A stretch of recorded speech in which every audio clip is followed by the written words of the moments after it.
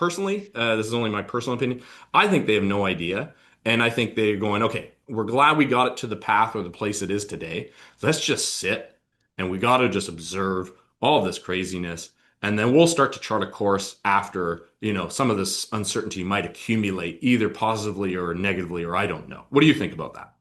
No, I think that's exactly right. And what you're looking at there is kind of a forward curve of where the market expects rates to be. Right. And so according to the market, there will be no additional movement from the Bank of Canada all year, right through 2026. Yeah. And then potentially we start seeing some very gradual hikes starting in 2027.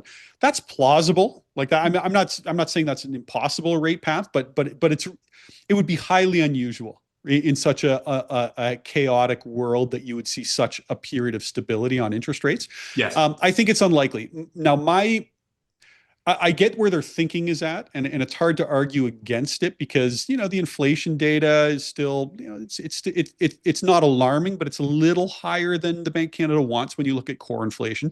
So Right. I get where the market's at, and there's a lot of concerns around the world around countries stockpiling resources causing. I mean, we just saw a crazy move in metals up and now back down again. But this idea that geopolitical tensions, hoarding resources can drive global inflation. There's a concern there. It's like I get where people have that frame of thought. I do think, however, and I know you want to get into this, but I do think that there's still signs that Canada's labor market is not as strong as what some of the data would suggest.